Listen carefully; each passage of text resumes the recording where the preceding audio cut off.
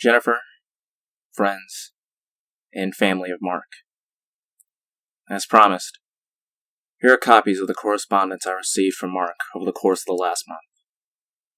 For the most part, I have merely copied and pasted them for my email application. As you'll read, he requested this, in hopes that you'll better understand why he did what he did. I made this site because it is the most efficient way to share Mark's emails with all of you. I'm not advertising this to anyone, but I do think it would be wise to pass this URL along to anyone who may help with the investigation. As I collect more information from various sources, I'll update this site to keep it an accurate record. I'll have that link at the end of the series as well. If you need to speak with me, Jen has my number. Thank you for your patience, and again, I am profoundly sorry. Eric. From Conjure Mark. Date, Monday, September 6th, 2004. 8:17 a.m. Subject, an old friend. Eric. Hey man, it's Mark from Houston. You remember? The Saturday night gang? Feels like a long time ago, doesn't it? I found your email from your website. Looks like you're out in LA now. Cool.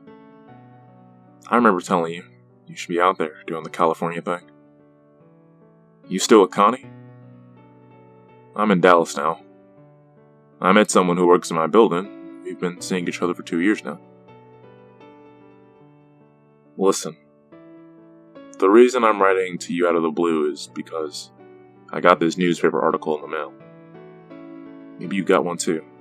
It's about Andrew. Remember Drew, right? Travis would pick him up most of the time. Messy hair, sort of the fanboy type. I didn't remember his last name until I got this thing. And now it's really disturbing me. Do you know what happened? Did you hear about it already? Let me know if you have some time to talk. I can call you, or you can call me if that works better. I'm gonna go see if I could track down Travis or Dave. A quick search didn't seem to turn up any leads, but maybe they just don't have websites. If you still talk to either of them, let me know. Thanks. Mark. From Conjure Mark. Wednesday, September 8th, 2004. 7:44 a.m. Subject, an old friend. Eric. Thanks for the quick reply. I didn't mean to sound cryptic in my first email. Just reluctant, I guess. I hadn't really seen or thought about Drew since he stopped showing up for game night. That was 5 years ago. That was about the time we all went our own separate ways, back in 1999. You moved out west, I moved up to Dallas, etc. So when I got this article in my mailbox, it caught me by surprise. I'll transcribe the thing for you. I wasn't sure if maybe you were the one who sent it to me. I'll put it into this email at the bottom. I remember him. He was never the kid with the idea. He was the kid who agreed with yours. Slowest to get the joke. Usually laughed the longest. That's Andrew in a nutshell, yeah. At least, that's how I remember it. He got on my nerves sometimes, but damn if he didn't love being part of the gang. He'd ask me for some poker chips on card night or borrow dice from my bag, that sort of thing. Whenever we played Tecmo Bowl on your Nintendo, he always wanted to be on my team, which would have been fine if he was any good. I haven't heard from Travis or Dave in years. They fell off the radar about the same time you did. None of us made much attempt to stay in touch. It was just one of those things, I guess. That's okay. I wasn't trying to point fingers. It happens. But I was hoping you had already heard about Andrew. Like you had gotten a copy of the article as well. I still haven't been able to get a number or email for Travis or Dave. They know more about this than we do. Andrew usually hitched a ride with Travis most of the time. It was on the way home for Travis. Didn't Andrew live with his mom? Like, in an apartment? And his stepdad was a real estate broker. Had that one house way past Highway 6. You remember that? Andrew was scared to death of that house. Here's the article. There's a photo of Andrew with it. Looks maybe like his driver's license photo. He still had messy hair. Gunman shoots 2. Kills self in Boise restaurant. Diners at the roadside breakfast cafe at Interstate 84 fled to the parking lot in a panic yesterday afternoon when a man entered and began shooting patrons inside, killing 2. The couple, John and Lucy Madsen, were having lunch when 26-year-old Andrew Hughes entered, wielding a Smith & Wesson .59 pistol, according to police. Witnesses claim the perpetrator was muttering to himself as he approached the smoking section and opened fire into the first occupied booth, fatally wounding the Madsens. Soon after, he turned the weapon on himself. All 3 were taken by paramedics to St. Alphonsus Regional Medical Center, where John Madsen and the shooter were pronounced dead.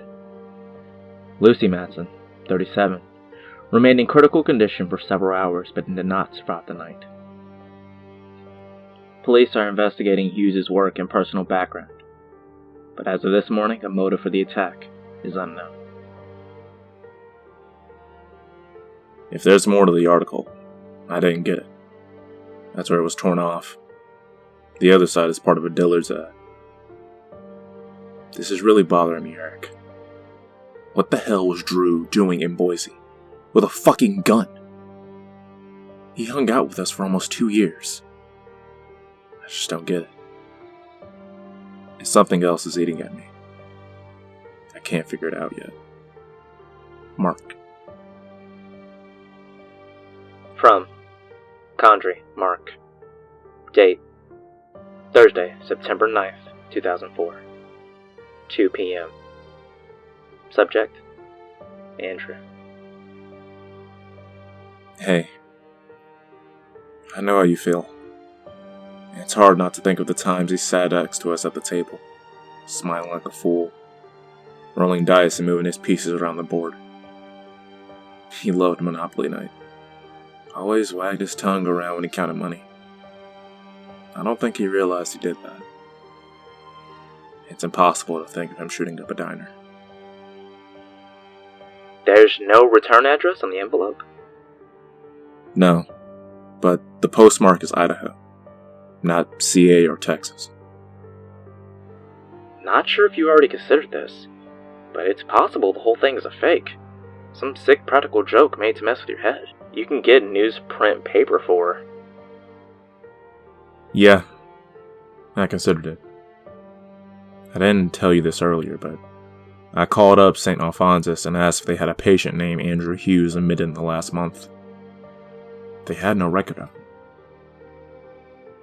I asked if it would show if he'd been pronounced DOA, and I got transferred to ER, where they keep paramedic records and infos on all DOAs.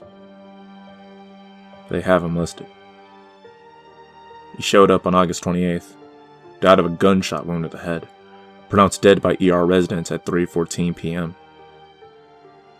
I asked for some contact info, like a phone or address where he might have been living. I got brushed off, told to call the police for that stuff. The hospital wouldn't give out any personal info, at least not without some signatures. I haven't called the police yet. That's probably the next step. Glad to hear that you and Connie are going strong. Sorry to dump all this on you. I just didn't know who else would care to listen. I'll write if anything comes of this. At this point, I'm thinking maybe Drew's mom sent it to me. Maybe Drew kept track of me when I moved to Dallas and had my address. I'm listed in the book. That would explain the logistics part. I'm overthinking things. Take care. Mark. From Condry, Mark. Date: Friday, September 10th, 2004. 3:11 a.m. Subject: thoughts and concerns. Hey again. I know it's late, or early, depending on how you look at it. But this Andrew thing won't go away. I finally realized what was eating at me and I need to spit it out. Do you remember what went on just before Andrew stopped showing up for game nights at your place? I do. He was gone for 2 weeks because he had to house sit for his stepfather. Mom and stepdad went on a big vacation every summer for like 10 days, and Andrew was just expected to just stay behind. He usually just stayed at his mom's apartment, but that year, he was asked to mind that house his stepdad owned. The one out in the old rich subdivision west of Houston. Maybe the guy had a bunch of houses. He was big on real estate, wasn't he? The guy had inherited this dog from one of his clients, somebody who moved out and didn't want to take the dog with him. I want to say it was an Australian Shepherd. Do you remember any of this? Andrew talked about it the weekend before. Dog had behavior problems. Whined, barked, scratched at the door, pissed on the carpet, that kind of shit. Didn't want to be inside, always wanted to be outside. Dad kept it in a kennel except when it rained. Andrew was supposed to take care of the dog, plus a few other stuffs like mow the lawn, that sort of crap. But Andrew didn't want to go. Dave got in that argument with him about how it was the perfect setup for a young bachelor. House all to yourself, party time. Risky business. Andrew kept saying it was too cold there for a party. Too cold. I distinctly remember that. And how he kept asking us to drive out and stay with him while at his house sitting. I don't think anyone went out there, did they? I never did. We didn't see him for 2 Saturdays in a row. Then Travis picked him up like usual, since he was back at his mom's place. That was the one night with Andrew I remember the most. I bet it's the same with you. It was the most bizarre, frustrating night I had with the group. Andrew walked in quoting some commercial verbatim. I want to say it was a Tide ad. Travis told us he was like that in the car all the way over. Commercials, shows, movies, radio songs. The first couple hours of gaming was like being in the room with the TV on. And then he started parroting us. He just copied something we said. You remember? Tell me you remember this. I can see it in my head so clearly. Oh, and what was his response to anyone's complaints? Okay. Drew, stop quoting Law and Order episodes. Please, give the Pontiac commercial a rest. Dude, shut the fuck up and roll your dice. Okay. Then he launched into something else a few minutes later. It wasn't just that he would regurgitate that crap. It was that he could take it so far. Whole reams of dialogue that he somehow memorized from one throwaway TV episode. Lyrics to entire songs. It went from odd to funny to disturbing in the first hour. Look, I'll come out and say it. Whatever happened in those 10 days had changed him. He wasn't the same person after that. We all know this. We never talked about it, at least not with me around, but fuck if we didn't know instantly that the person who came back from that house was not Andrew. I wrote before that I hadn't thought about Andrew since '99. That was a lie. You know how your brain sometimes reminds you of things you hate to dig up? The ones that sour your stomach? I've thought about him a few times. About that night. Was that the start of his madness? Or whatever it was that drove him to shoot up a diner? Were we there to see him first lose his grip? Jesus, Eric, why the hell didn't we say anything? From Condry, Mark. Date: Friday, September 10th, 2004. 11:38 a.m.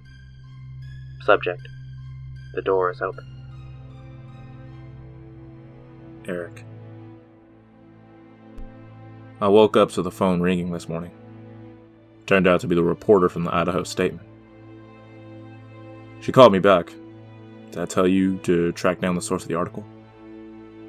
She didn't have any new developments on the story, but would continue to follow up with the police. I asked if she had any of the details about the crime. Stuff that didn't find its way into the article. And we sort of went over her notes. Most of it I already knew, but there was one piece of info that caught my attention. She wrote in the article that Andrew was mumbling or muttering to himself when he entered the restaurant. But she didn't put in what he was saying. According to witnesses, he kept repeating, "The door is open." Does that make any sense to you? The door is open? Write me back. Mark. From Condry, Mark. Date: Sunday, September 12th, 2004. 5:10 p.m. Subject: a plan. Eric. I haven't heard from you. Just writing to let you know I've had a day to put some distance from the whole thing. And I've made a decision. I'm going to drive down to Houston to see if I can find someone in Andrew's family. I want to roll with Travis to pick Drew up. I think I know where his mom used to live. From there, maybe I can find stepdad and the house. I tried the Boise lead already. Called the cops and got more questions than answers. And now some Lieutenant Perez plans to call me back in case he needs more testimony from me. Like I know anything. Apparently Andrew was living alone in a rental up there, working at a Blockbuster video store. That's about all I got from the cops in Idaho, so I'm aiming for Houston.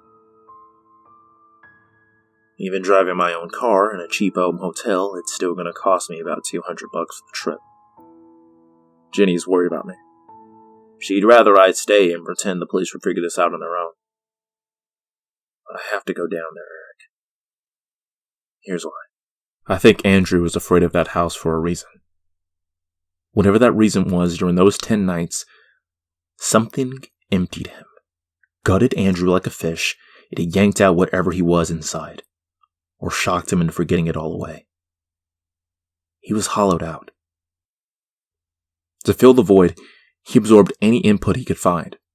Television, radio, conversation. Soaked it up and presented it as Andrew. He could walk and talk, and he wasn't injured. Not physically. But he wasn't the same either. There's a gap I need to fill in my head. Like that time in the house. I have these pieces of Andrew that don't match. I need something to match. Hell, I'll feel better if something will just make sense. I won't ask you to fly down and join me. But I could use your help all the same. I have some questions you might be able to answer. Please call me or send me a note if you know any of these. My phone is... What was the stepfather's name? First or last? What was his mom's name? Was her last name also Hughes? What was the name of the subdivision where her stepdad's house was? I think Andrew mentioned it.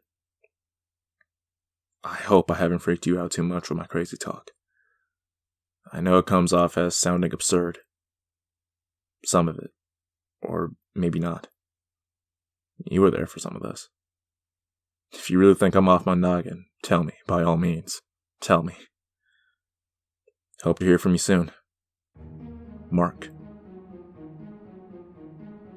From Condry, Mark. Date: Monday, September 13th, 2004. 8:22 a.m. Subject: a plan. Eric. Thanks again for calling. I got your email as well, and it mentions a few things we didn't discuss over the phone, so I want to add a comment or two. What I remember was what Travis told us. The time when he went to pick up Drew and had to go to his room to get him. This was the last time Drew gamed with us. Travis went upstairs to his room, and the kid was pacing back and forth by his bed. Everything was all neat and tucked in, but that carpet was worn in a line where Drew was pacing. Like it was all he did. Yes, I remember this too. And the way Travis told the story, like he wanted it to sound funny, but he didn't believe it was. And Dave laughed. He said, "Man, that dude's a broken record." And we all agreed, nodding and chuckling. Fuck. We all just let it go at that. Like it was easier to just write him off. But Travis was the last one to laugh. He had seen that room with his own eyes. Go. I really would, but Connie got sick last night and she's still throwing up this morning. I don't feel right leaving town with her like this. Understandable. You stay there. I'll continue to email you on this thing. I can't really talk to Drew about Jenny. I mean, she never knew him. She doesn't get why this is so disturbing, outside of the horror that took place in Boise. That's why I keep writing. No one else gets it. Hey, maybe I'll somehow find Travis or Dave while I'm in town. Mark. From Condry, Mark. Date, Tuesday, September 14th, 2004. 6:51 p.m. Subject, I made it. Eric. Made it to Houston. The drive was hell. Traffic and a persistent rattle in the trunk wore me down. The AC unit in my motel room sounds like a submerged Cessna engine. It'll be hard for me to sleep with it on, and impossible with it off. Well, at least the whole internet access bit works, and I'm able to check my email. Tomorrow is a long day. I'll be prowling Blazewood in your old neighborhood to zero in on an apartment complex I went to once. Joy. Wish me luck. Mark. From Condry, Mark. Date, Wednesday, September 15th, 2004. 9:06 p.m. Subject, lots of stuff. Eric. Great news. I've got a solid lead. The whole day felt like I was pulling a string from the sand, but it's pointing me in the right direction. By the way, these emails are becoming more of a journal for me, to help me log my progress. I hope you don't mind. It took me an hour of driving back and forth around the Jessner and Brazewood area before I zeroed in on the right street. The landmarks had changed. I was 90% sure I had found the right apartment complex, but I was still grasping air. With no name for Drew's mom and no guarantee her last name was Hughes, I went to the manager's office. And I just got lucky. Her name is Nancy Hughes. She stopped paying for the rent in September of 1999. Andrew paid for it with the rest of the lease term, which ended the following February. According to the note in the resident file, he paid in cash. Seems Mom moved out, or just upped and left one day. Poof. Andrew was living alone in the apartment then? How is he paying for rent with just a minimum wage job? I showed the manager the article about Andrew, and then I lied. I said I was a private investigator. I don't know why. Maybe to justify why I was having her dig up rental information from 5 years ago. Anyway, she got off on it and kept rooting around in the Hughes file for me like a movie sidekick. She found something. A third-party check covered for rent for December of 98. Kurt Malone. Thinking this is stepdad.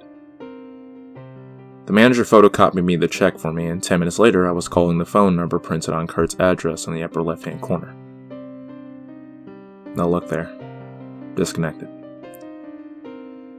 So I took another approach and called 411 for a local realtor service. You can do a search for a contact information for a specific realtor. I remember hearing about this from a coworker who sold his place in Greatwood. Malone was listed under a Little Remax affiliate office in Caddy. I got that number, called there, left a message. Evelyn, the owner, called me back and said Malone hadn't worked there in forever. He just upped and vanished, left her with all kinds of issues. She thinks he had financial problems and bailed for Mexico. I find it hard to swallow a theory told to me in just stage whisper, but maybe that's just her personality. Still, that's 2 people gone. Before, I thought maybe Mom just moved in with Stepdad. Now, I don't know what the hell to think.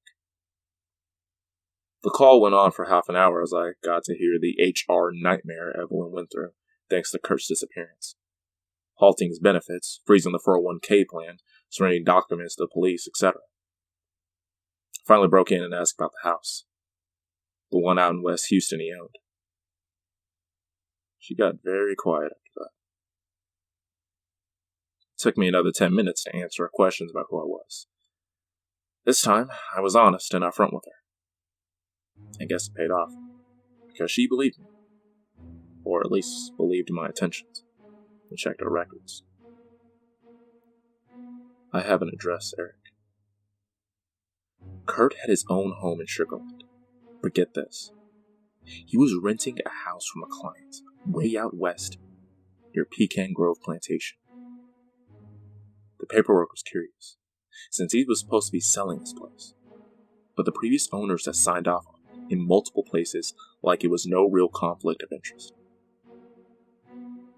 She didn't know what happened to the house after it was seized by the bank. I guess I'll find out tomorrow when I drive out there. I'm close, man. I'm real close. Mark. Note: Mark was able to send text messages from his phone, but I frequently received them late, sometimes hours after he sent them, as in the case with the September 21st messages. From at messaging.sprintpcs.com. Date: Thursday, September 16th, 2004. 3:33 p.m. Subject: no subject. Where are you? Call me. From Condry, Mark. Date: Thursday, September 16th, 2004. 8:25 p.m. Subject: the house. Holy fuck. I tried calling you 5 times today, but I got your machine. I really need to talk. Call me as soon as you can. Where do I start? The house is still there. It's this generic one-story thing, bricks and siding. It must have been built at the same time as all the other homes in the neighborhood, but it just looked older. The roof is scarred in places. The driveway hasn't held up like the others have. Cracks in the pavement. A plank is missing from the side gate. I rang the doorbell and figured I'd just talk to the new owners. No one answered. I couldn't really hear if it worked or not. Blinds and curtains on the windows kept me from peering inside. It was a dusty pickup truck with a warped front fender parked in the driveway. A neighbor across the street saw me checking it out. He talked to me for a while as he watered shrubs.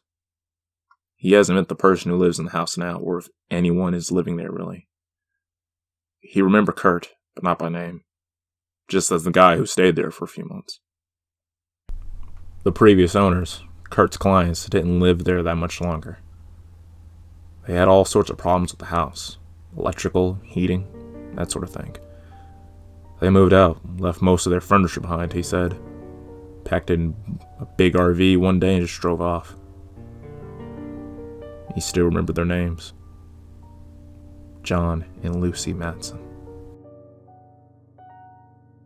From Condry, Mark. Saturday, September 18, 2004. 7:59 a.m. Subject: update. Hey Eric. We're playing phone tag. When you called, I was already on the plane. When I called back, I guess you were at the hospital again. I'm really sorry to hear about Connie. Any idea what it is yet? Food poisoning? Something else? What are the doctors saying?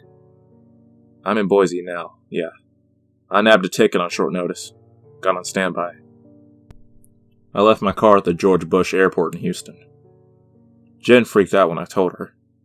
and she got very terse. Said I should just do what will make me happy, and hung up. What will make me happy? Christ. I don't know a soul in Idaho. I haven't slept in 2 days. I'm charging everything to my Visa, and I have no idea how I'm going to pay it off. My watch stopped working yesterday. I got this weird ringing in my right ear. It comes and goes, annoying as hell. I'll tell you what will make me happy. Closing my eyes and not seeing Andrew staring back at me. What are you gonna do once you get there? Do you plan on telling the police the Madsen connection?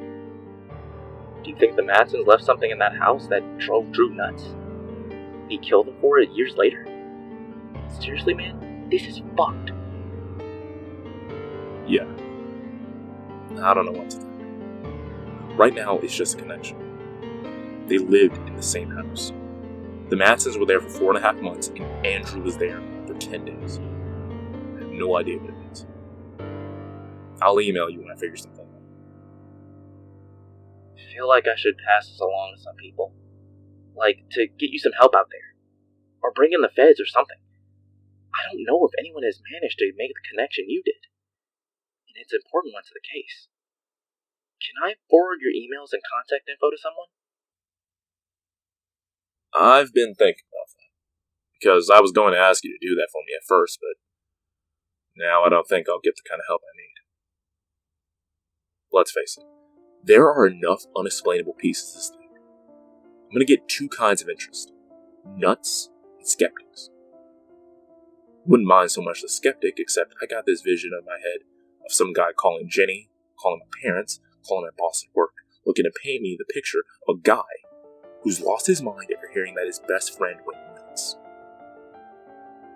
I really haven't been totally honest with Jenny or my supervisor at the office, because this is not something I can easily explain. I've been calling in sick to work. I told Jen I had to go to Boise to attend a pseudo-wake. I don't want that to bite me in the ass while I'm looking at Andrew's past. Here's what you can do for me. You can hold on to this stuff as evidence or whatever. If something crazy happens and I'm in trouble, use this to explain the situation for me. Forward emails to my friends or family. Maybe if they read them, they'll understand what I'm going through. I know you didn't mean to inherit this trouble. I'm sorry to make you do it, but I really appreciate the help. Mark, in Potato Land. From Condry Mark. Date, Monday, September 20th, 2004. 10:13 a.m. Subject, a new lead. Update. I'd called the hospital, the one where Andrew was taken back in August, and asked some pointed questions about where Andrew's body went. Who picked it up? Did a relative or friend show up? The answer to all 3 was no. But he was tagged with John and Lucy, and I kept demanding some sort of lead. So the intern gave me the names of the relatives who were called in to confirm the IDs of the Madsens and to arrange the funeral home delivery. John's cousin lives out here. I'm about to head out and meet Greg Archer, the cousin, and his wife. I'll write from the hotel. Mark. From Condry Mark. Date, Monday, September 20th, 2004. 10:40 p.m. Subject, the Archers. Back. That was strange. I met the Archers.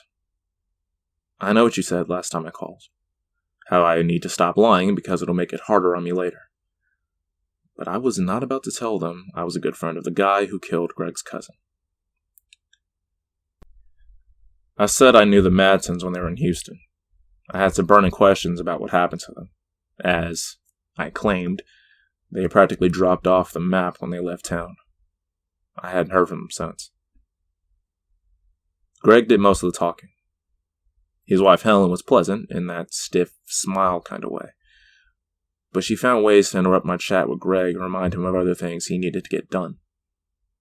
The more she did it, the more I encouraged Greg to keep chatting. The Madsons, as he likes to tell it, had a long future planned in Houston.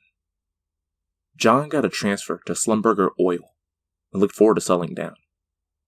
Then things just started to go wrong after they moved in. Just little things that piled up. Their car kept getting flat tires. Lucy broke her ring finger while futzing around with the dishwasher. Trouble getting mail. Their phone got disconnected when they didn't pay the bill for 2 months. A bill they never got. That sort of thing. Finally, something happened. Greg doesn't know what, but it was enough for them to put the house on the market. That same week, John had sold all his company's stock, gutted his 401k, quit his job, and put everything into a big RV. He and Lucy drove off in their new motorhome and never looked back. They've been driving around the country for the last 5 years, nomadic. Lucy got pregnant in 2002 but miscarried. They still kept on the road. Greg thinks they would have just kept driving through Idaho if the RV hadn't broken down with an AC problem. Greg said John called him up out of the blue and asked if he and Lucy could stay over. Greg made the guest room upstairs, and he and Helen welcomed them in their house for the week. This was right before the shooting. Here's where it gets stranger.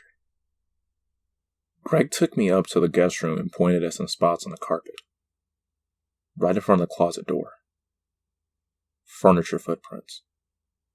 Like something had stood there. Greg says it was a dresser, the one against the opposite wall. They barricaded the closet door for the duration of their stay. It was the strangest thing. He also noticed they kept the bedroom light on around the clock, and bundled up with a spare set of woolen blankets for the bed. Greg never found the right way to ask a number of questions. I think he felt a little better about talking to me about it. I'm not his cousin, but I'm someone who listened to him and agreed it was bizarre. I left Greg's and Helen's not feeling any better. I feel worse now. I ache the way you're sore right before you get really sick. I'm trying to put days together, I really am. I have to go to the police now, don't I? I'll go first thing in the morning. I promise, Eric. From Conjuring Mark. Date: Tuesday, September 21st, 2004, 2:21 a.m. Subject: no subject. Hey. I just saw this thing on Discovery Channel. Probably a rerun. I bet you can catch it sometime. All about natural predators and stuff. Wild things. I'm up watching TV since I can't sleep. Anyway, they had this thing on the Venus flytrap talking about how it lures the curious insects to its lip. Then these invisible hairs or something sense when one of the suckers lands on it and wham! Swallows the bug. Just like that. Later on, it spits out the skeleton of the fly and waits for the next victim. Some types of fly traps, plants emit this odor to entice more food, says the voice on TV. The fancy name for them is Dionaea muscipula. So, I wonder if that's all this is. This whole thing with the shooting and the anonymous article in Houston and the footprints on the carpet. It's all to get me into the Venus flytrap. Only the scent isn't sweet sap. It's guilt. Guilt over all those times I was around Drew and didn't do anything. You know what I mean? And I'm flying all over the fucking country and my head is buzzing and I think I'm getting closer to the truth, but really I'm tickling some invisible hair and the ground is about to fold up on me and swallow me down into the place where Nancy Hughes and Kim Malone went. I'm gonna go take some sleeping pills. I hope Connie's feeling better, man. I miss Jen. She has a way of making me feel like I'm at home just by being around her. I'm tired of motels. I'm sorry, Eric. I'm so sorry. From Condrey, Mark. Date Tuesday, September 21st, 2004. 12:15 p.m. Subject: where Andrew stayed. Eric. Bingo. I went to the police and asked to talk to Lieutenant Perez. Instead, I got Detective Sokoloff. He said he was working the Hughes case now. I'm more inclined to think he was just running interference for Perez in case I was a wacko. Anyway, I told him about the Madsen connection with Andrew, to see if that would help. He said he'd look into it. Then he started with the questions about me, and I looked for a way to cut the chats short. Police stations make me uncomfortable. The rest of the talk was rather banal, but at the end of it, almost offhandedly, he asked if I wanted to sign for Andrew's personal effects since they had copies of all the important stuff. I said sure, even though they made me feel like they had written this case off already. Drew's been busy for the last 4 years. He had a driver's license for Kansas, Colorado, Arizona, California, and Idaho. Looks like he stayed at friends' homes since none of the addresses printed on the license have apartment numbers. His Idaho license is just 2 months old. He has the address of the rental home where he stayed at. I'm gonna drop by this afternoon and see what happened to his things there. Maybe there's a clue to how he knew to find the Madsens or why he shot them. Perez, or somebody, has already done this already, I'm certain. But I'm not sure he looked very far. Wish me luck. Mark. From at messaging.sprintpcs.com. Date Tuesday, September 21st, 2004. 4:14 p.m. Subject: Standing at front of the house now. It's the same one. The Houston house. Same marks on roof, same fence damage. From at messaging.sprintpcs.com. Date Tuesday, September 21st, 2004. 4:22 p.m. Subject: Just talked to a man across the street. Says house has been here for years. Rented out as far back as he could remember. From at messaging.sprintpcs.com.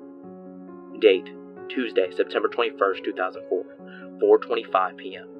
Subject: I rang the doorbell. No answer. It's exactly the same, Eric. I don't understand. From at messaging.sprintpcs.com. Date Tuesday, September 21st, 2004. 4:29 p.m. Subject: Ears ringing again. I don't know what to do. How is it the same? From at messaging.sprintpcs.com. Date Tuesday, September 21st, 2004. 4:33 p.m. Subject: There's a way into the house here. From at messaging.sprintpcs.com. Date Tuesday, September 21st, 2004. 4:33 p.m. Subject: Where are you?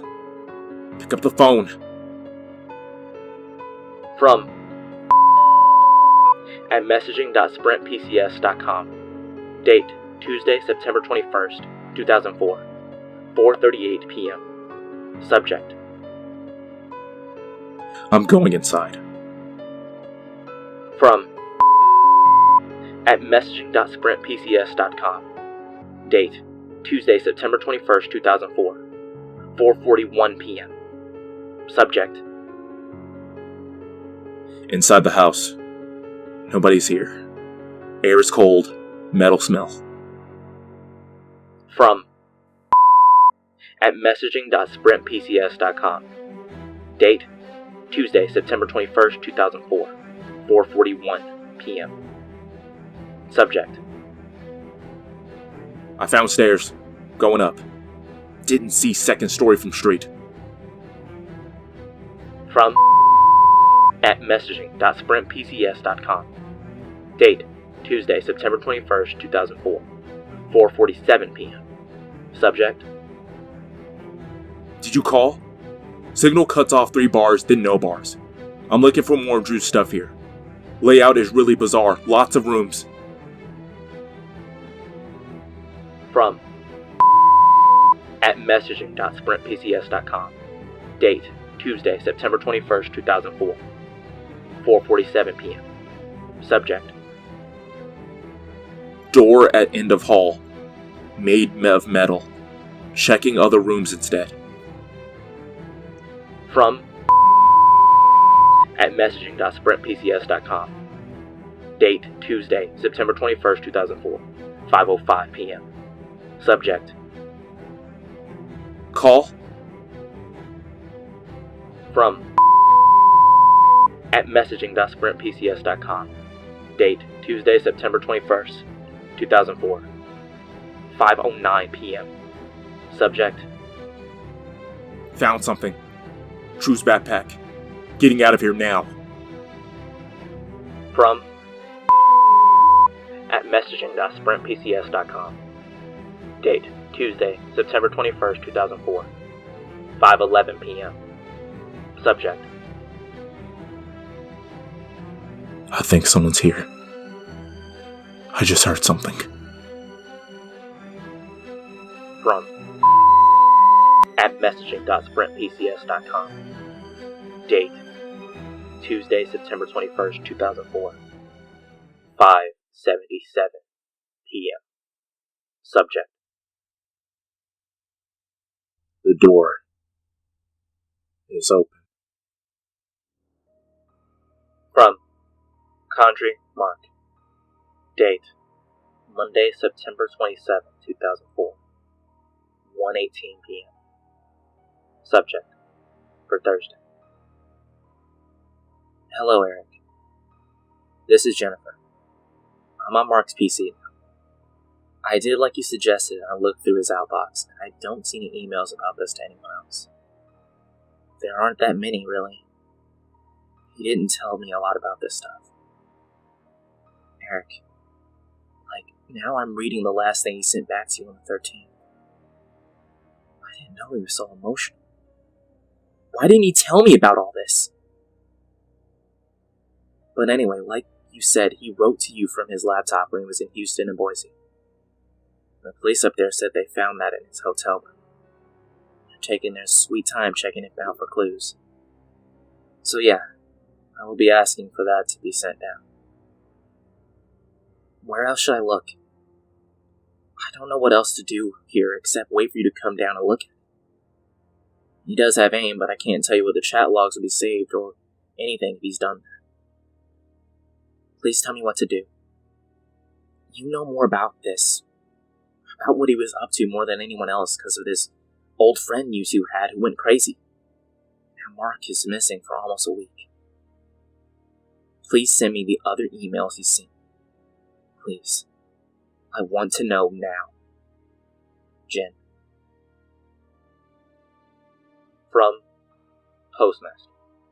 Date, Friday, October 1st, 2004. 1:30 p.m. Subject, undeliverable mail. Unknown user. RCPT to generated following response. Unknown user. Original message follows. From date, Friday, October 1st, 2004, 12:47 p.m. Subject, human arm and leg bones found on street. Scottdale residents got a shock at the start of their morning commute when they found what seemed to be human bones lying on the road on Sage Drive. Crime scene technicians arrived within half an hour and began to sweep the scene for more evidence that may help find this human victim, or at least establish an approximate time of death. Police spokesman Daniel Swift said, "Bone evidence alone isn't usually enough to determine identity or even cause of death. These bones didn't just appear in the road. They were moved here," Swift said. "Therefore, we're asking any witnesses to contact the police with information that might pertain to what happened." No other evidence was found along Sage Street or in yards of neighboring homes. More on this story as it develops. whoever you are, whatever you are, fuck you. I may not know you, but I can tell what this is, and I'm not fooled. Your Venus flytrap game won't work. I'll make damn sure to warn Jenny and the others too. So nice try. But no one is falling for your bait this time. It ends here. Update. It has become painfully obvious that although I want this to end, for all of us to have closure regarding Mark's disappearance, the trail he left has raised too many unanswered questions. Since the first time I published this site for Jen and those close to Mark, new sources, new information continued to arrive from a variety of sources. In my last posted email, I refused to take the bait. I said it would stop here, but it doesn't stop there. Not by any stretch. This page will continue to chronicle my findings and other resources as I discover them. Some may have no connection to how or why Mark vanished. Only time will tell. A final note. For those of you like Sandra and Nathan Condry, the truth is I don't yet know what to believe with this whole thing. But I know what I don't want to believe.